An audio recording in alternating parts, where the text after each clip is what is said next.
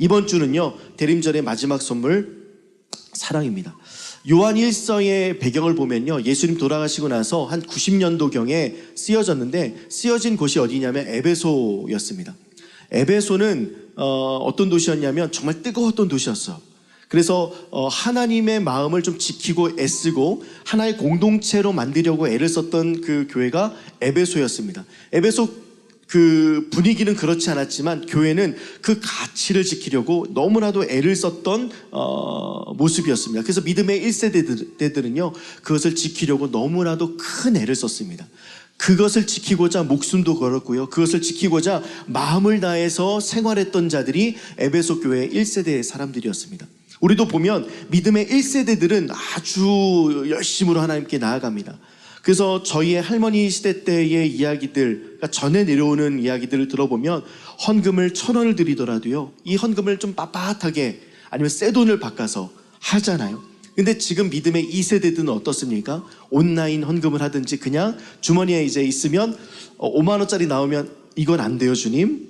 뭐 이렇게 좀 이렇게 물론 뭐 현금을 갖고 다니는 사람은 없지만 그 옛날 이야기로 하면 그러면 이제 좀 이렇게 주님도 보시기 좋고 나도 보기 좋은 걸로 이렇게 좀 이렇게 슬쩍 하는 그런 경향이 있는데, 그 다음 3세대들, 아브라함의 하나님, 이삭의 하나님, 야곱의 하나님, 이 3대째 있을 때 더 믿음이 성장해야 되는데 그들은요 예배에 대한 태도도 없고 헌금도 하지 않고요 하나님을 알아가려는 열심도 없습니다.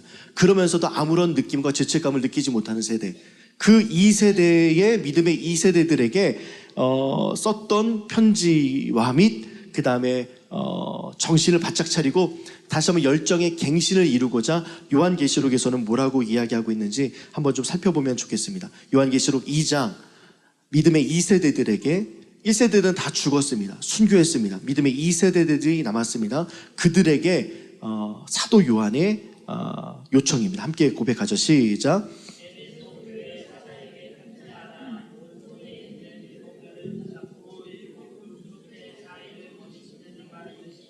내가 내 행위와 수고와 내 인내를 알고 또 약한 자들을 용납하지 아니한 것과 악한 자들을 용납하지 아니한 것과 자칭 사도라 하되 아닌 자들을 시험하여 그의 거짓된 것을 내가 드러낸 것과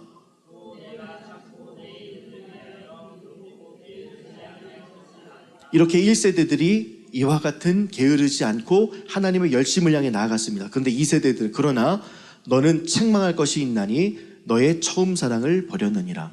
이게 하나님께서 에베소 교회에게 판단이셨습니다. 믿음의 1세대들은 열심히 신앙을 정진했는데 2세대들은 그렇지 않았습니다. 그러면서 이 사도 요한, 에베소에서 요한 1서, 2서, 3서를 써 내려가고 그 다음에 반모섬에서 요한계시록을 써 내려가는 그 시간 속에 사도 요한의 머릿속에서는요 오직 2세대들의 부흥밖에 없었습니다. 그 부흥이 무엇일까 생각해보니 역시 사랑밖에 없었습니다. 그래서 처음 사랑을 회복해라. 믿음의 1세대들은 그 사랑을 지키고 그 사랑 안에서 성장했고 그 사랑으로 살고 있고 그 사랑으로 말미암아 한 걸음 한 걸음 걸어나갔던 발걸음이 있었는데, 지키고 성장하고 살아갔던 발걸음이 있었는데 2세대들은 그것이 보이지 않으니 하나님께 받았던 은혜를 생각하면서 2세대들이여 사랑하십시오. 2세대들이여 사랑하십시오. 이 땅을 살고 있고 하나님을 믿고 있다면 그 사랑이 어디서부터 왔는지를 깨달아 알고 그 사랑으로 살아가기를 부탁드립니다 라고 이야기하면서 요한 1서, 2서, 3서는요 읽어보시면 알겠지만요 계속 사랑 이야기입니다. 사랑밖에 없다라고 이야기합니다.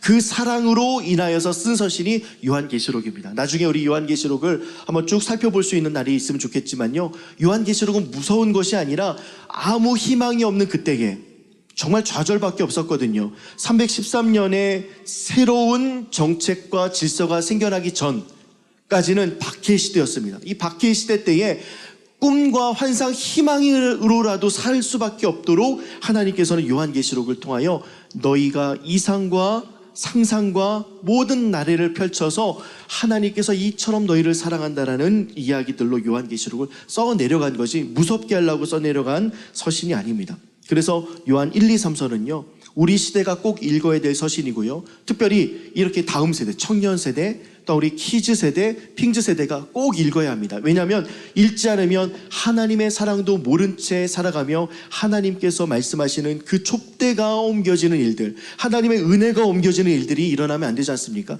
아브라함의 하나님과 이삭의 하나님과 야곱의 하나님의 그 사랑의 물줄기에서 우리가 탈락되면 안 되지 않습니까? 그래서 우리는 하나님의 사랑이 무엇인지 확인하고 하나님의 사랑으로 살아가기를 작정하는 매일매일의 삶을 살아가고자 결단하면서 나아가는 오늘의 시간이 될 수 있도록 대림절 네 번째 시간, 하나님께서는 사랑에 대해서 말씀하고 계신 것이죠.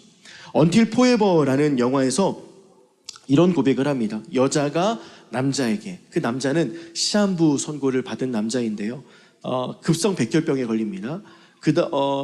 약간 기독교적인 영화고 색채가 그렇게 있는데, 이 영화 좀 2025년 되기 전에 여러분들 꼭 보셨으면 좋겠습니다. 정말 이렇게 의미가 있는 영화예요. 거기에 이런 대사가 나옵니다. 여자가 남자에게 죽어가는 남자, 그 다음에 삶의 희망을 잃어가고 있는 남자, 젊은 친구거든요. 그 친구에게 이야기합니다. 너랑 함께 있으면 아직도 가슴이 뛰어. 죽어가고 있는 사람들이 어떻게 그렇게 이야기합니까? 넌 내가 만난 사람 중에 몇 시간을 이야기해도 몇 년을 이야기해도 지루하지 않은 유일한 사람이야. 시간이 금방 가버리거든. 넌 날 기쁘게 하고 미소 짓게 해. 그리고 넌 내가 만난 사람 중에 가장 멋진 사람이야. 넌 누구보다 성실하고 진실한 사람이지. 내 사랑은 오직 너뿐이야. 맹세컨대 나는 강한 여자지만 내 앞에만 서면 약하고 무기력하며 한심하고 이상한 사람으로 변해. 바보 같지? 이게 정말 저는 사랑이라고 생각합니다. 하나님께서 그의 사랑을 우리에게 주셔서 우리가 그 사랑으로 고백할 수 있는 그 사랑이에요. 그래서 이런 감정을 주신 분이 하나님이시고요. 그래서 그 감정을 통하여서 사랑을 알게 하셨고 사랑을 하게 하시고 사랑으로 살 수 있도록 사랑을 주신 분이 하나님입니다 라고 고백할 수 있는 것. 옆에 여러분들 가족들이 사랑하고 또 옆에 있는 우리 아내에게, 남편에게 사랑한다라고 고백하면서 사랑으로 가정이 만들어졌지 않습니까? 그 사랑을 지키고자 지금도 애를 쓰고 계실 텐데, 그 사랑이라는 것을 주신 분이 하나님이라는 사실을 잃어버린다면 우리는 감정적인 사랑을 할 수밖에 없고 우리는 등락의 폭이 높은 사랑밖에 못합니다. 그러니까 나에게 만족을 주고 기쁨을 주고 소망을 주고 화평을 주면 사랑할 수 있지만, 그러니까 조건적일 수밖에 없습니다. 그러나 하나님께서는 무조건적인 사랑을 우리에게 주셨던 사실을 로마서 8장 32절에 나타나고 있는데요, 아낌없이 주시는 사랑, 그 사랑에 대해서 우리 로마서 8장에 대해서 이야기합니다. 함께 그 사랑을 다시 한번 우리의 입술로 한번 고백해 보죠. 시작.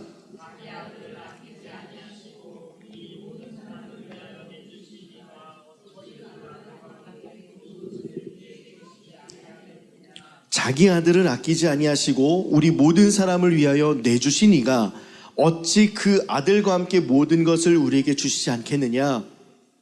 제가 이번 주 목요일 날도 우리 기도회 하면서 우리 찬양이 거의 주제였거든요.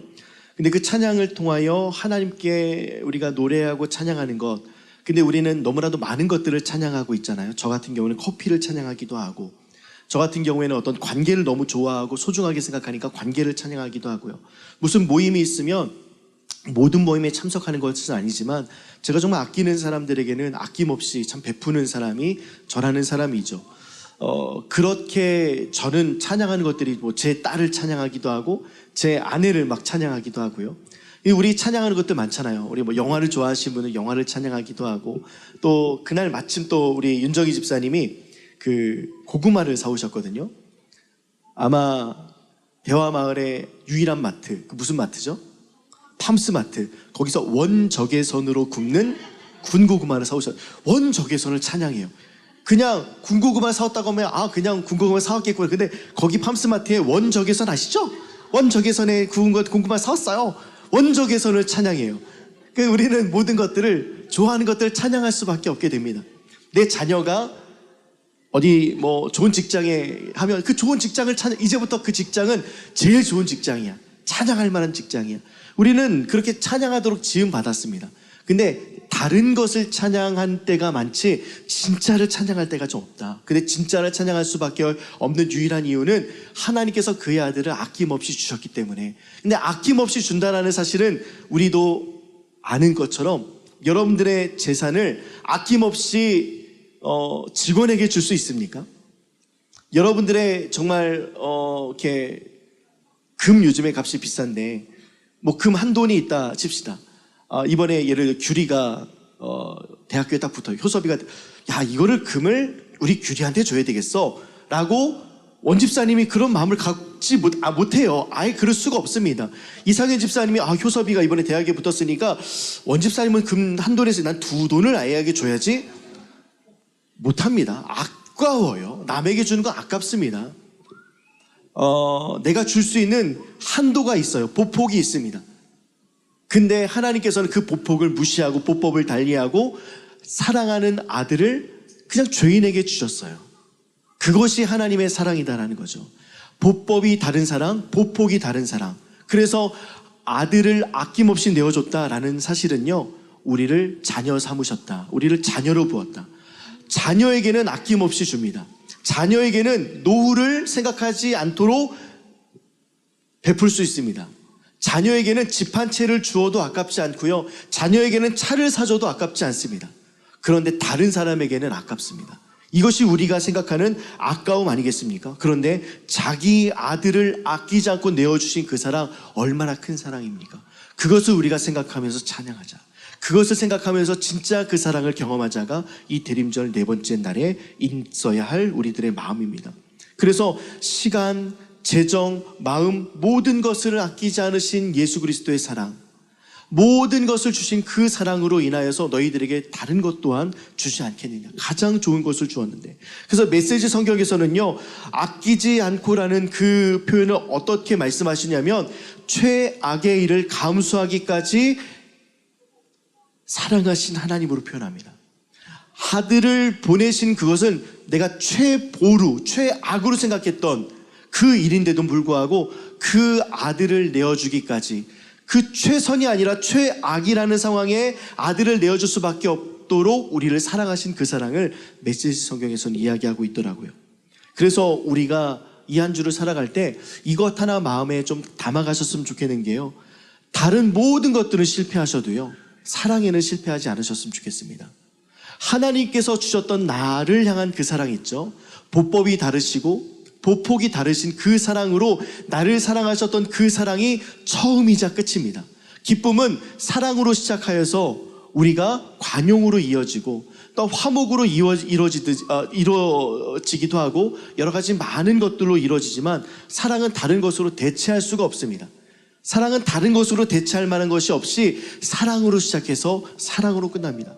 기독교는요, 사랑의 종교입니다. 기독교는 사랑밖에 없습니다. 짜면 사랑밖에 없어요. 고신대의 신대원의 수련회 때 이제 게임을 하는데요, 게임의 질문이 무엇이든지 고칠 수 있는 약은 무엇입니까? 였어요. A팀이 있고 B팀이 있습니다. 무엇이든지 고칠 수 있는 약, 여러분도 아시죠? 신약과 구약이잖아요. 이제 그 답이 나오기 전에 저 뒤에서 우리 전도사님이 그렇게 고백합니다. 모든 것을 고칠 수 있는 약이 무엇입니까? 예수 그리스도! 딱 이런 거예요. 맞는 답이잖아요. 모든 것을 고칠 수 있는 약, 모든 것을 시작하시니, 그러니까 사랑으로 모든 것을 고치셨고 사랑으로 모든 것을 이루신 분, 저는 그래서 그 답이 너무 훌륭했습니다. 정답은 구약과 신약이지만 예수 그리스도. 그래서 우리의 모든 인생 속에 사랑이 남고 사랑으로 실패하지 않았으면 좋겠고 사랑으로 강건케 되고 사랑을 심어서 많은 열매를 맺는 이 한 주가 되셨으면 좋겠다는 생각이 너무나도 큽니다. 여러분들 사랑하고 계신다는 것은 그것을 찬양한다는 겁니다. 여러분들 찬양하는 대상을 이 한 주 좀 바꿔보셨으면 좋겠습니다. 진짜 사랑으로 오신 하나님께 나의 마음과 정성을, 그 사랑을 깨달아 드리는 것, 이것이 우리에게 너무나도 있어야 될 부분이지 않을까 싶습니다. 요한일서 4장 7절부터 12절 세번역에서는 이렇게 이야기합니다. 사랑하는 여러분, 서로 사랑합시다. 서로 사랑합시다 인 것은 그냥 서로 감정적으로 사랑합시다가 아니라 사랑이신 그분께 사랑을 받았으니 서로 사랑합시다. 사랑은 하나님께 난 것입니다. 부연 설명을 하죠. 이것은 당신에게서 절대 날 수 없는 일입니다. 당신에게서는 사랑이라는 감정이 절대 나타날 수가 없습니다. 그런데 하나님께 난 것이기 때문에 서로 사랑할 수 있습니다. 사랑하는 사람은 다 하나님에게서 났고 하나님을 압니다. 그 사랑이라는 감정을 하나님께서 주셨으니 그 사랑도 알고 그 사랑이신 하나님을 알 수 있습니다. 사랑하지 않는 사람은 하나님을 알 수가 없습니다. 왜냐하면 하나님은 사랑이기 때문입니다. 진짜 감정적인 사랑이 아니라 나를 사랑하시고 영원히 버림받을 수밖에 없었던 죄인을 사랑하시고자 예수 그리스도를 보내주셨던 그 은혜의 사랑을 안 사람은요, 하나님을 알 수 있다. 하나님은 사랑이시기 때문에 우리에게 베풀어 주셨다. 9절에 보니까 하나님의 사랑이 우리에게 이렇게 드러났다. 곧 하나님이 자기의 외아들을 세상에 보내셔서 우리로 하여금 그로 말미암아 살게 해주신 것이다. 우리가 살 수 있는 이유는 그의 아들을 보내신 것, 사랑 때문에 우리는 살 수 있다. 사랑은 이 사실에 있으니 곧 우리가 하나님을 사랑한 것이 아니다. 대부분의 종교는요, 우리가 신에게 다가갑니다. 예쁨 받으려고 노력합니다. 봉사합니다. 그러니까 대부분 종의 모습으로 나아갑니다. 종의 영으로 나아갑니다. 그런데 우리는 양자의 영, 우리에게 오셨습니다. 낳으셨기 때문에 우리를 돌보십니다. 그 하나님의 사랑 너무나도 다릅니다. 다가가지 않고 우리가 다가가고 우리가 기어서 신을 숭배하는 것이 아니라 그분께서 우리를 낳으셨고 우리에게 오십니다. 그래서 그 하나님께서 우리를 사랑하셔서 그 아들을 보내서 우리의 죄를 위하여 화목 제물이 되시게 하셨습니다. 그래서 사랑하는 여러분, 하나님께서 이렇게 우리를 사랑하셨으니, 이렇게까지 우리를 사랑하셨으니 우리도 옆에 있는 사람을 서로 사랑해야 됩니다. 옆에 있는 사람 볼까요? 사랑할 만해서 사랑하는 것이 아니라 하나님께서 사랑을 부어주셨기 때문에 저 사람도 사랑해야 됩니다. 여러분, 일하면서도요, 참 미운 사람이 있고요, 또 친구들 중에서도 참 미운 사람이 있고 가족들 중에서도 안 봤으면 하는 사람이 있습니다. 근데 그 사람들도 하나님이 사랑하십니다. 하나님께서 구원하실 백성들입니다. 하나님께서 여러분들을 통하여 하나님의 사랑을 드러나게 하실 아름다운 사람들입니다. 그러니 우리가 벽을 치고 두터운 벽을 만들고 그 사람들이 오지 못하게 할 이유가 전혀 없습니다. 우리도 서로 사랑해야 합니다. 우리도 서로 사랑의 가치를 나눠야 됩니다. 그러면서 12절에 이렇게 이야기합니다. 지금까지 하나님을 본 사람은 없습니다. 그러나 우리가 서로 사랑하면, 우리가 그 사랑을 알고 서로 사랑한다면 하나님이 우리 가운데 계시고 하나님께서 그 사랑으로 계신 것을 볼 수 있다. 또 하나님의 사랑이 우리 가운데 완성되었다는 사실조차 우리가 경험할 수 있다라고 이야기하고 있습니다. 여러분들, 이 대림절을 지낼 때에 늘 하나님의 사랑 안에, 하나님의 사랑으로 하나님께서 주신 사랑 때문에 살아가는 저와 여러분들 되면 너무나도 좋겠습니다. 정말 바보 같지만 그 사랑에 좀 푹 빠져서 우리밖에 보이지 않는 하나님의 사랑의 고백을 우리가 알고 우리 또한 그 사랑의 고백으로 삶의 모든 영역 가운데 사랑을 흘려보낼 수 있는 정말 다른 보법으로 살아가고 보폭을 좀 넓힐 수 있는 아름답고 귀한 역사가 나타나기를 주님의 이름으로 축복합니다. 우리 브라이트 무브, 사랑의 보폭을 넓히십시오. 보폭을 달리하십시오. 어려운 일입니다. 누군가를 용서하고 사랑하는 것. 그러나 내가 만달란트 탕감을 받았다. 탕자와 같은 나를 받아주셨다. 영원히 죽을 수밖에 없는 나를 살리시려 그 아들 예수를 아끼지 않고 보내셨다. 이 사실이 여러분들 가운데 믿어지는 이 한 주 되기를 주님의 이름으로 축복합니다.